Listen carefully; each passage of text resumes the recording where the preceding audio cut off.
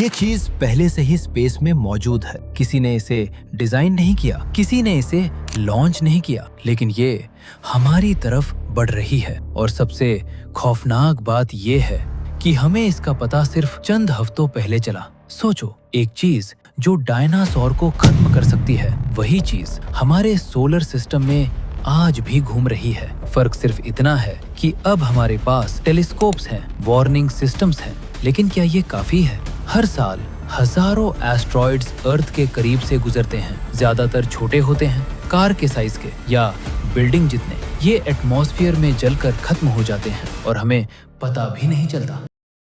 लेकिन कभी कभी कुछ ऐसी चीज सामने आती है जो साइंटिस्ट्स की रातों की नींद उड़ा देती है। नासा और दूसरी स्पेस एजेंसीज के पास टेलीस्कोप्स का एक पूरा नेटवर्क है जो सिर्फ इस काम के लिए बना है, नियर अर्थ ऑब्जेक्ट्स को ट्रैक करना। इस प्रोग्राम का नाम है प्लानिटरी डिफेंस कोऑर्डिनेशन ऑफिस। इनका काम है हर रात आसमान स्कैन करना, हर मूविंग ऑब्जेक्ट को कैटलॉग करना और उनकी ऑर्बिट कैलकुलेट करना। लेकिन ये सिस्टम परफेक्ट नहीं है। कुछ एस्ट्रॉइड्स इतने डार्क होते हैं, इतने स्लो मूविंग होते हैं कि वो हमारी नजरों से बच जाते हैं जब तक वो बहुत करीब ना आ जाए। और सबसे खतरनाक वो एस्ट्रॉइड्स हैं जो सन की डायरेक्शन से आते हैं, जहां टेलीस्कोप की नजर खुद सन की रोशनी से ब्लाइंड हो जाती है। यही इस एस्ट्रॉइड के साथ हुआ। ये हमारे सोलर सिस्टम में काफी अरसे से मौजूद था, लेकिन इसकी ऑर्बिट ऐसी थी कि सन की रोशनी में ये छुप गया था।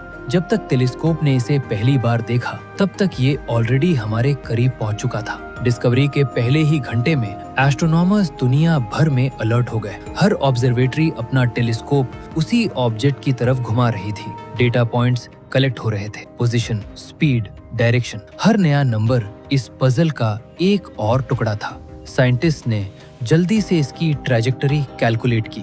ये काम इतना सिंपल नहीं होता जितना लगता है। स्पेस में हर चीज का अपना ग्रेविटेशनल पुल होता है। सन, प्लैनेट्स, यहाँ तक कि बड़े एस्ट्रॉइड्स भी सब इस ऑब्जेक्ट के पाथ को थोड़ा थोड़ा मोड़ सकते हैं। एक छोटी सी कैलकुलेशन एरर और पूरी प्रेडिक्शन बदल सकती है। शुरू में नंबर्स इतने क्लोज थे कि किसी के लिए यकीन से कहना मुश्किल था, क्या ये हमें मिस करेगा या नहीं। इम्पैक्ट प्रोबेबिलिटी कैलकुलेशंस में दिखाई दे रही थी, छोटी लेकिन जीरो नहीं। और जब तक ये जीरो न हो, तब तक कोई भी सुकून से नहीं बैठ सकता। इसका साइज तकरीबन 100 मीटर था, एक फुटबॉल स्टेडियम जितना बड़ा।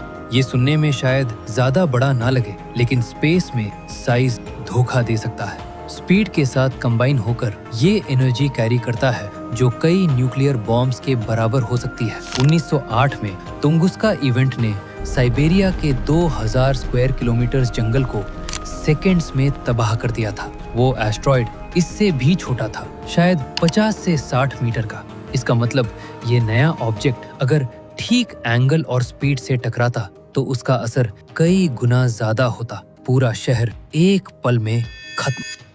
लेकिन यहाँ पर एक चीज समझना जरूरी है, जितना ज्यादा डेटा साइंटिस्ट कलेक्ट करते हैं, उनकी कैलकुलेशंस उतनी ही रिफाइन होती जाती हैं। हर रात हर नया ऑब्जर्वेशन अनसर्टेनिटी को कम करता है। ये प्रोसेस काफी दिन तक चलता रहा। पूरी दुनिया की ऑब्जर्वेटरीज एक ही टारगेट पर फोकस्ड। आखिरकार कुछ हफ्तों के अंदर इम्पैक्ट प्रोबेबिलिटी ड्रामेटिकली कम हो गई। नए कैलकुलेशंस ने कंफर्म किया कि ये एस्ट्रॉइड अर्थ से सेफ डिस्टेंस पर गुजरेगा। सुकून की सांस। लेकिन सवाल अभी भी बाकी है, अगली बार हम इतने लकी होंगे या नहीं?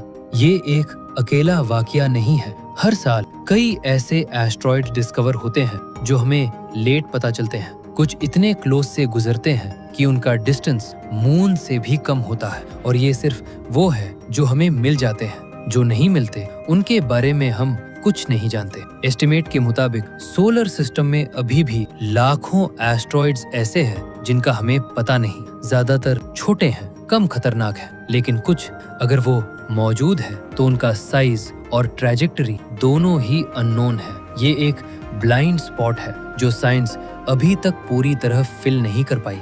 अच्छी खबर ये है कि टेक्नोलॉजी तेजी से इम्प्रूव हो रही है। नए टेलीस्कोप्स जैसे कि अपकमिंग वेरा रूबिन ऑब्जर्वेटरी पूरे आसमान को कुछ ही दिनों में स्कैन कर सकते हैं। ये हमारी डिटेक्शन कैपेबिलिटी को ड्रामेटिकली बढ़ा देगा। लेकिन ये अभी भी काफी नहीं है।